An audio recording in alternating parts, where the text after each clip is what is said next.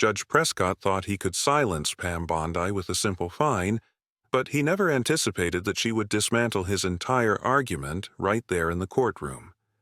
The courthouse in Tampa, Florida had seen its fair share of legal battles, but on this particular morning, no one could have predicted the storm that was about to unfold. Pam Bondi, sharp and confident, stepped through the heavy wooden doors, briefcase in one hand and the other adjusting the lapel of her blazer.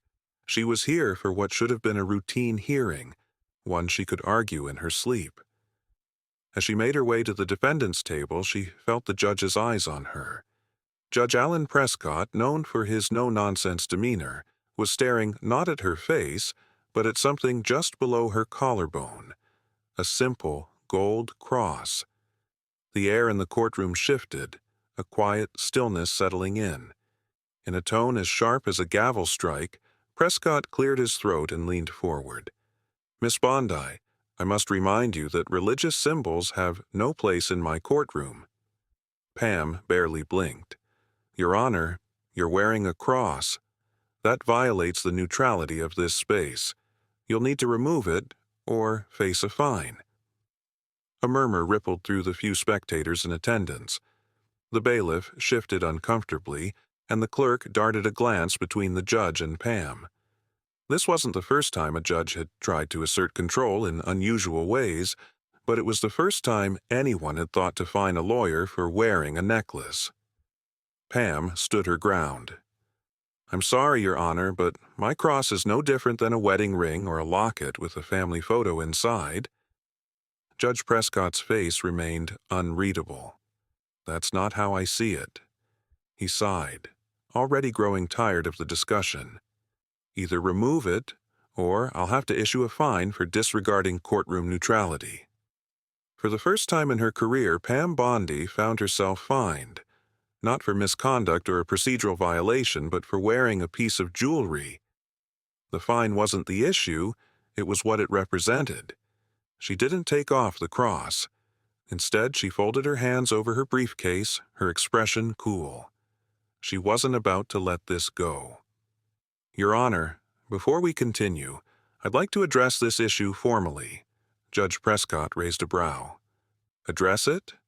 "Yes, I'll be filing an objection and would like to state my argument on record." The judge smirked, glancing at the clock. "Miss Bondi, I'm sure you're aware that this hearing is about a business dispute, not your personal grievances." Pam didn't flinch. "I'm also aware that the First Amendment doesn't take a recess for personal opinions." That got his attention. He leaned back in his chair, eyes narrowing slightly. The court reporter's fingers hovered over her keyboard, and the room was now on edge, not because of a legal battle over a contract, but because a seasoned attorney had just challenged a judge's authority to his face. "You're fining me for wearing a cross? Let's break that down legally, shall we?" The judge exhaled, rubbing his temples, but before he could respond, Pam was already reaching into her briefcase. She wasn't just going to argue. She was about to dismantle his entire premise. Pam pulled out a single sheet of paper and placed it carefully on the table in front of her. Every movement was deliberate, every second of silence tightening the tension in the room. "Judge Prescott, I don't have time for theatrics," he said. "Neither do I, Your Honor. But what I do have is a firm understanding of constitutional law." She tapped the paper in front of her. "You're fining me for wearing a cross, claiming it violates courtroom neutrality. But tell me, what legal precedent are you basing that on?" The room fell silent. Judge Prescott let out a slow breath. "This courtroom operates under my authority, Miss Bondi." Pam nodded. "It does, but that authority is not above the Constitution." She continued. "Under the First Amendment, personal religious expression is protected, especially when it does not disrupt proceedings." The judge scoffed. "You're an attorney, not a law professor." Pam smiled, but there was no warmth in it. "Then let's talk case law, shall we? Tinker versus Des Moines, 1969. a landmark case that established that individuals do not shed their constitutional rights when they enter a government institution, whether that's a school or a courtroom. Judge Prescott's jaw tightened. He knew that case. Pam didn't stop. West Virginia State Board of Education, User versus Barnett, 1943. The Supreme Court ruled that compelling individuals to remove or hide symbols of personal belief is a violation of their First Amendment rights. She set the paper down. Now, Your Honor, would you like me to keep going, or would you prefer to reconsider that fine? The judge's fingers tapped against the armrest of his chair. He was cornered and he knew it, but his pride wouldn't let him concede. Not yet. This is not a religious debate, Miss Bondi. Pam tilted her head. Then why did you make it one? A few quiet gasps broke out in the courtroom. Judge Prescott's face darkened, his voice sharp, but his authority slipping. Pam leaned forward, voice steady. With all due respect, Your Honor, I'll stop when I receive a legal justification for this fine, because so far I haven't heard one. A long pause ensued. Finally, the judge looked at the clerk. Mark the fine as pending review.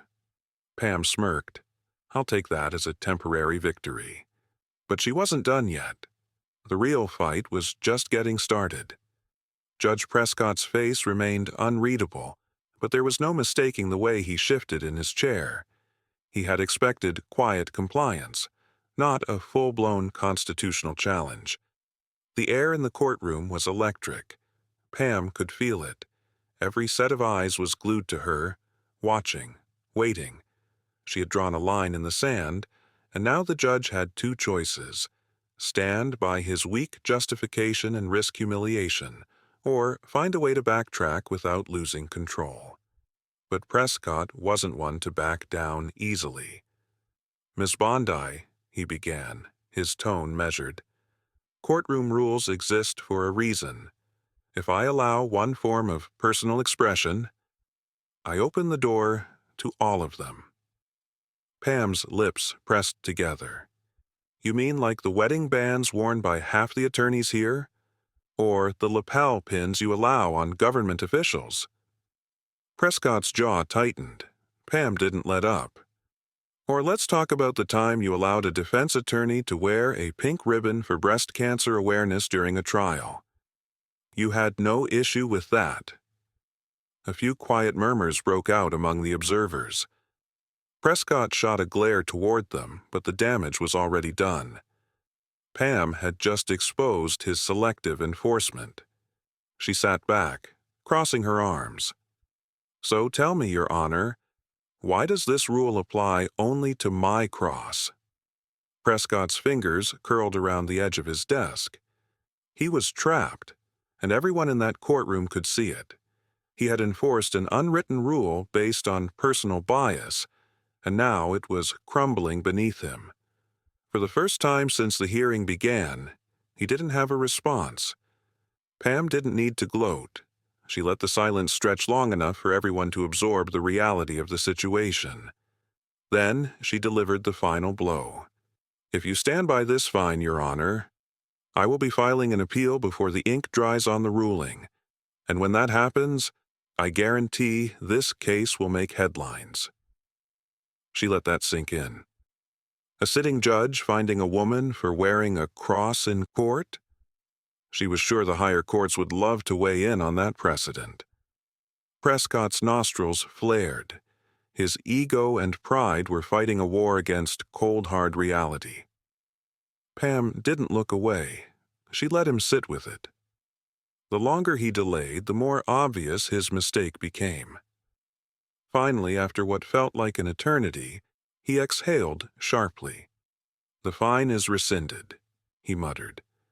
Pam smiled. Much appreciated, Your Honor. But this wasn't just about a fine anymore. She had sent a message loud and clear, one that Prescott wouldn't forget any time soon. The fallout was only just beginning. The judge's words, "the fine is rescinded," should have ended it, but the courtroom was no longer just a legal battleground. It was a spectacle. Everyone present had just witnessed something they weren't likely to forget. The court reporter barely looked up from her keyboard, but even she knew this transcript would circulate beyond this room.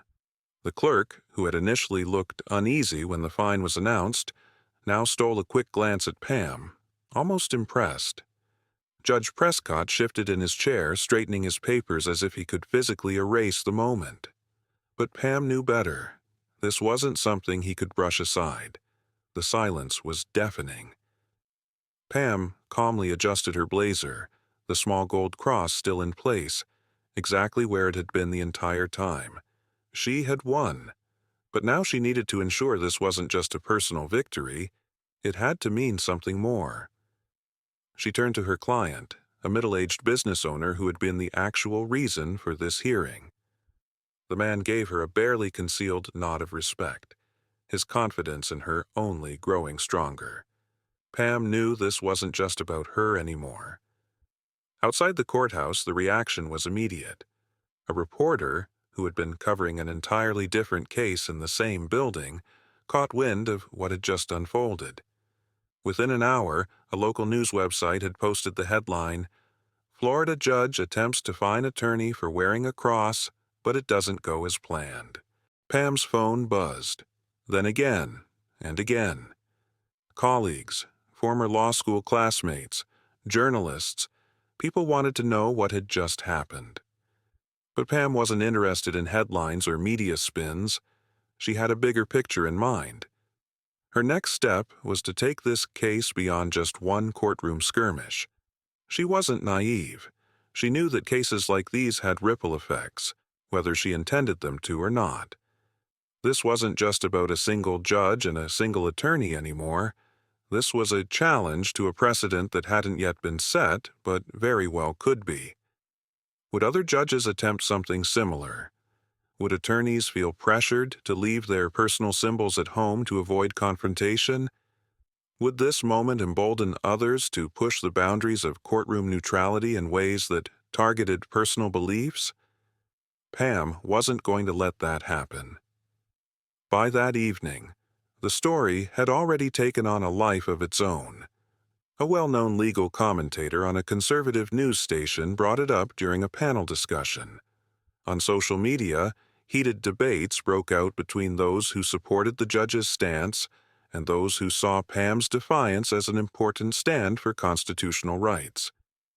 Pam sat in her office, watching the discussion unfold on her phone.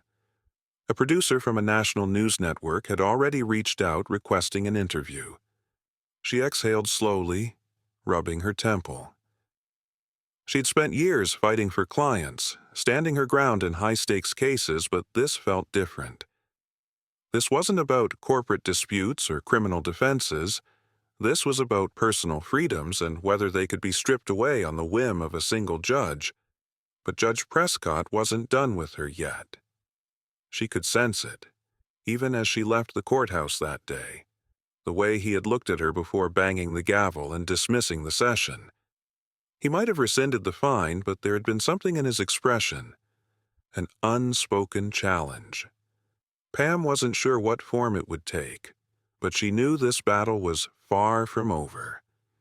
Pam expected some fallout, a few emails, maybe a couple of phone calls from colleagues weighing in. What she hadn't expected was the sheer speed at which everything escalated. By the time she walked into her office the next morning, her assistant Lauren was already waiting with a concerned expression. "You need to see this," she said, holding up her tablet. Pam took it, scanning the screen. The Florida Bar Association had just issued a statement, carefully worded, neutral in tone, but unmistakable in its implications. Judges have the right to maintain decorum in their courtrooms, while attorneys are afforded personal expression. It is important to respect the roles set forth by presiding judges. We trust our judicial system to navigate these matters with fairness and integrity. Pam let out a slow breath. This wasn't just a comment. This was a warning. The words, "respect the rules set forth by presiding judges," weren't just a general statement. They were a signal. The legal world was tight-knit. The Florida bar rarely commented on courtroom disputes unless they had reason to believe a situation was getting out of hand. This meant Prescott wasn't just bitter, he was already working behind the scenes to rally institutional backing. She set the tablet down. "This came out today." Lauren nodded. "An hour ago." Pam wasn't surprised. The legal community was small. Word had traveled fast. Prescott clearly wasn't taking this lightly. But before she could say another word, Lauren hesitated. "There's more," she said carefully. Pam glanced up, her expression unreadable. "Go on." Lauren handed her another document, this one printed. Pam skimmed the first few lines, her pulse steady but her mind racing. Attorney Pamela Bondi conducted herself in a manner that disrupted courtroom proceedings, challenged judicial authority inappropriately, and engaged in behavior unbecoming of an officer of the court. Pam couldn't help it. She let out a short, humorless laugh. "Unbecoming? That's rich." Lauren sighed. "It's retaliation, pure and simple." Pam leaned back in her chair, tapping her fingers against the armrest. Prescott wasn't just looking for payback. He was trying to set an example. He had lost in his own courtroom, and now he was using the system to reassert his power by filing this formal complaint. He was trying to flip the narrative, painting himself as the one who had been disrespected, while making Pam look like the reckless attorney who had challenged him just for the sake of challenging him. Pam had seen this move before. It was a common tactic. Turn the accuser into the accused, reframe the story so the real issue got buried beneath bureaucracy and technicalities. But she wasn't about to let that happen. "What's the process on this?" she asked, already shifting gears. Lauren exhaled. "You'll have to respond within 10 days. If the complaint moves forward, they could conduct a formal review." Pam nodded slowly. "And who oversees that review?" Lauren hesitated. "A panel that includes judges and senior attorneys." Pam almost smiled. If Prescott was hoping to bury her in paperwork and quiet pressure, he had miscalculated. This wasn't going to be handled quietly. This was about to become very public. Lauren studied her, waiting for her reaction. "What do you want to do?" Pam took a deep breath, then reached for her phone. "If Prescott wants to play games, let's play." She scrolled through her contacts, her mind already 10 steps ahead. Prescott thought she was going to defend herself in a closed-door hearing, accept a quiet reprimand, and move on. But he didn't understand who he was dealing with. Pam had spent her career playing the long game, and now she was about to make sure everyone was watching. Pam didn't waste time. She knew how these things worked. Retaliation was most effective when it happened in the shadows. Prescott wanted to handle this quietly, using the system against her while keeping the public in the dark. She wasn't about to let that happen. She scrolled through her phone, found the contact she needed, and pressed call. After 2 rings, a familiar voice answered. "Pam, I was just about to call you." It was Lisa Reynolds, a veteran journalist from a national legal affairs program.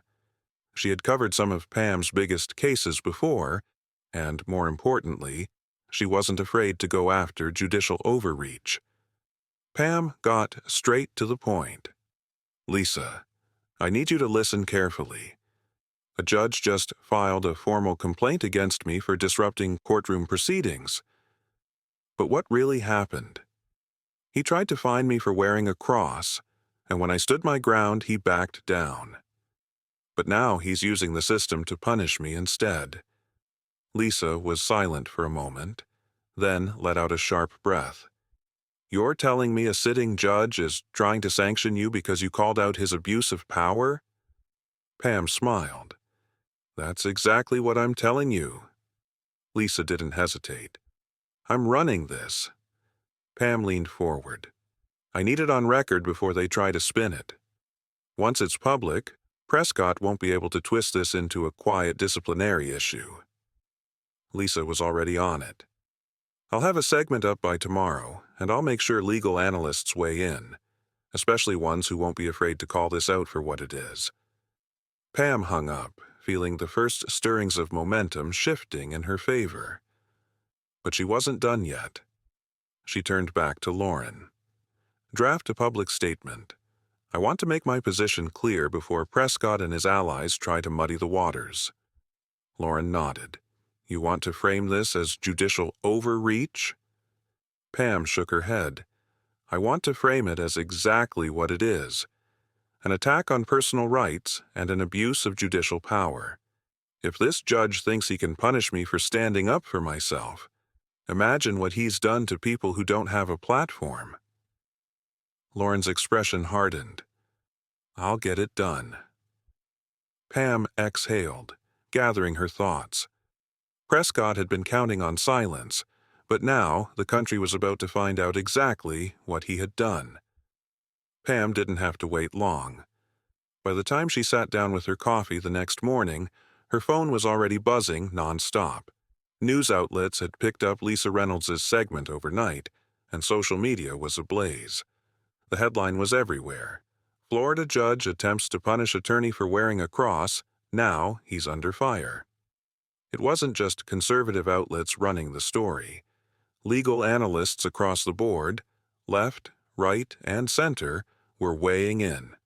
A constitutional lawyer from Georgetown went on live television to tear Prescott's logic apart, calling it a blatant overreach with no legal standing. Another high-profile attorney posted a thread dissecting how Pam's actions had exposed a dangerous precedent that needed to be addressed.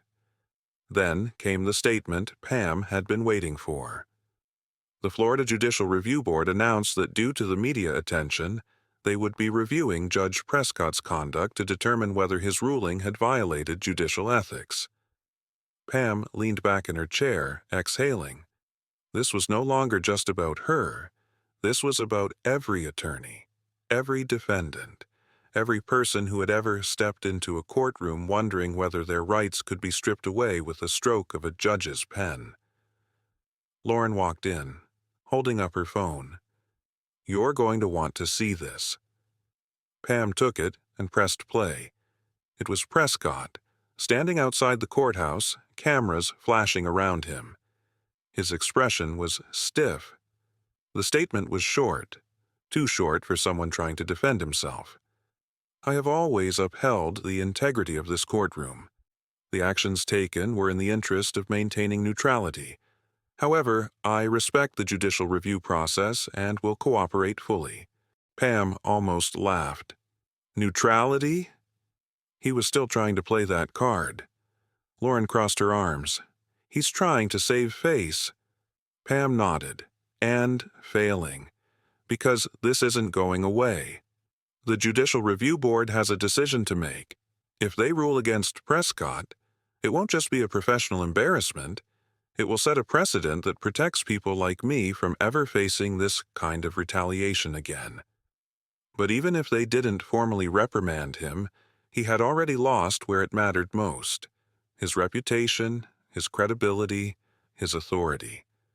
After this, every attorney who walked into his courtroom would know this was the judge who tried to silence someone. And lost. Pam took a slow sip of her coffee, then looked up at Lauren. We won. Lauren smiled. Oh, I know. Pam set her cup down. She hadn't just fought for herself. She had sent a message. Never let someone in power strip away your rights without a fight. Because sometimes all it takes is one person standing their ground to change everything. If you believe in standing up for your rights, make sure your voice is heard. Like, comment and subscribe for more real stories that matter.